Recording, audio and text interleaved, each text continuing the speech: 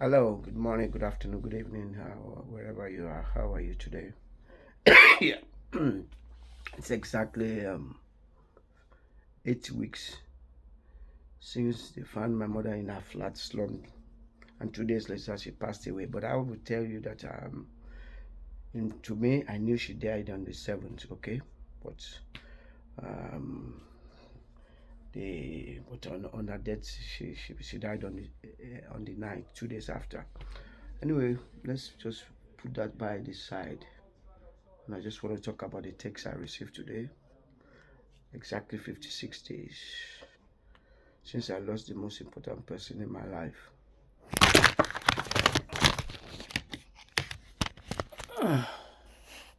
Sorry about that, my friend fell down. Since I lost this most important person in my life. And I don't know. Some people are just a joke. Someone sent me a message today and was asking for an assistance.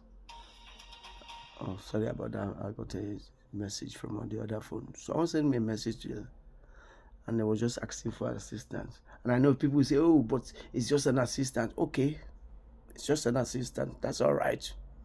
But as that person thought and said, okay, this guy is still in a grieving mode, I need to respect him. I need to give him his space.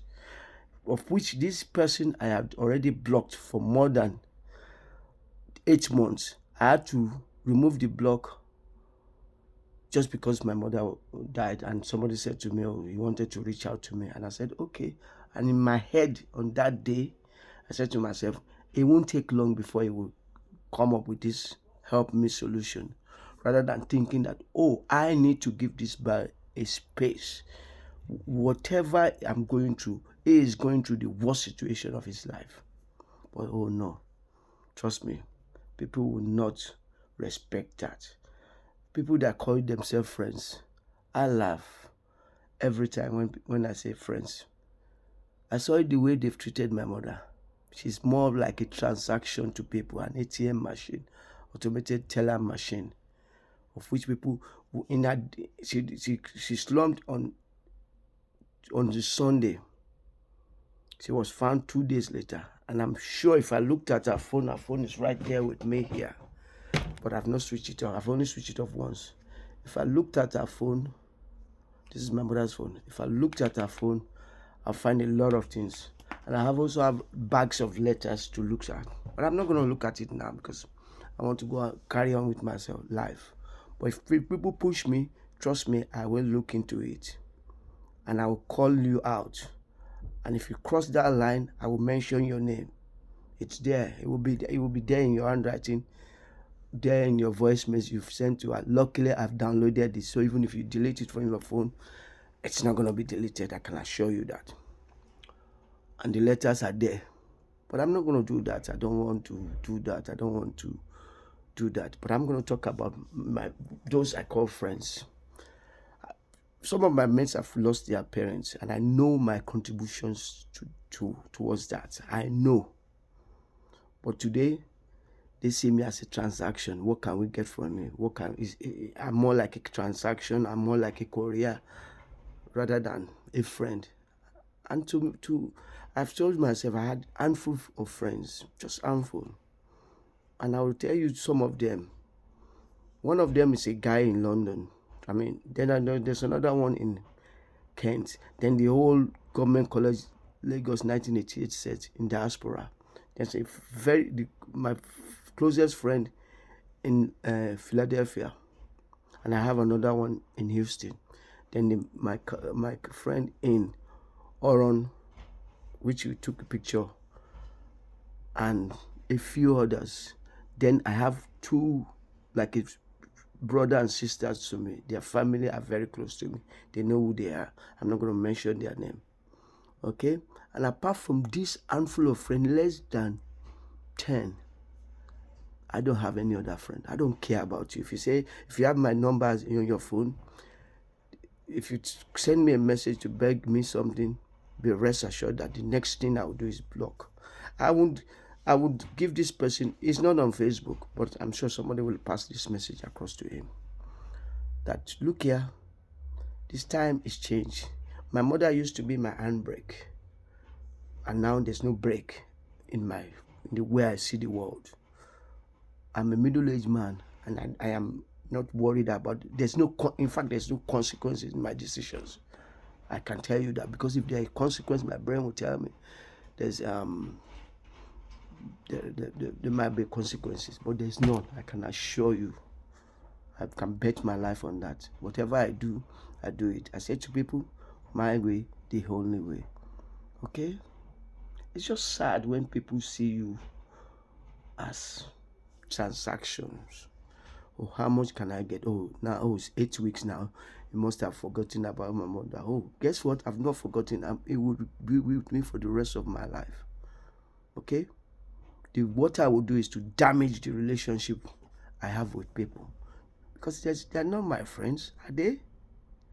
56 days ago, your number was blocked, and 56 days after, you're already disturbing me.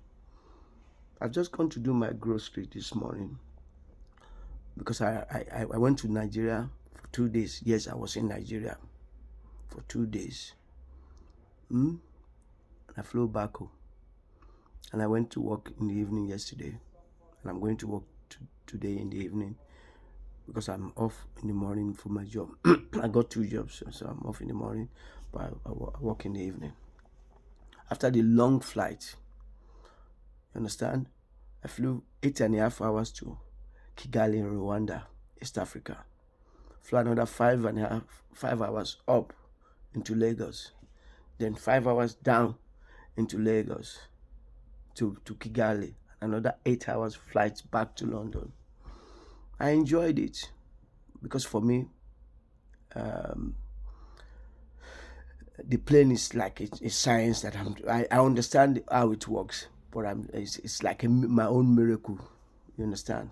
So I don't want anybody to disturb me with their problem. Keep your problem to yourself, because I am going to this grief. It's a celebration for me. It's not a grief, to be honest. But this celebration of my mother's life is for you to stop disturbing me.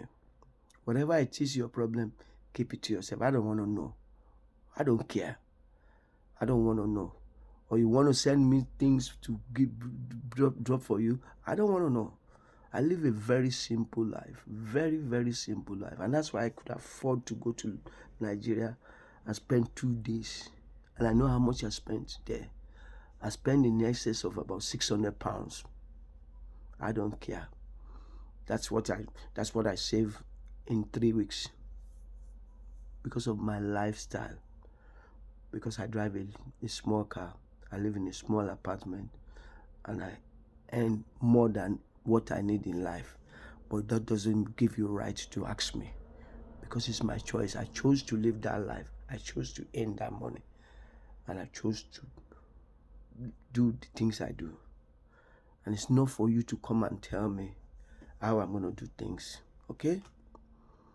I don't take instruction. I'm a middle-aged man now. I don't take instruction from anybody. And I said the brake light is gone.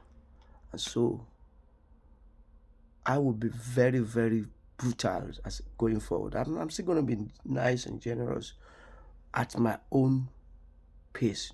I don't want anybody to ask me. Because whatever is your problem, keep it to yourself. Because I'm going through the biggest problem of my life. All right? Let's respect each other's.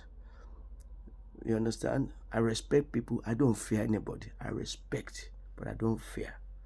And that's the difference between the Nigerian mentality, or maybe I said Yoruba mentality. I'm a Yoruba person, and the Western mentality. Kids at my workplace call me by name. 21-year-old call me by name, but if in Nigeria, oh, why are you calling me by name? Because you want that person to fear you, rather than to respect you. Even if he calls you by name, it doesn't make any difference as long as he respects you. Okay? So, I'm going to leave for today. I didn't plan to do this, to sit down and talk. But I just said I need to document it so that my son will watch it. And people out there will watch it. And if you are upset by this, then do me a favor. Delete my number. Block me on the Facebook. You don't need to listen to my nonsense. And leave me alone. But if you are not offended, you can comment if you like. I don't care. Or you just listen and just understand where I'm coming from. But if you are really upset, do me a favor. Peace off. Have a lovely day. Bye-bye.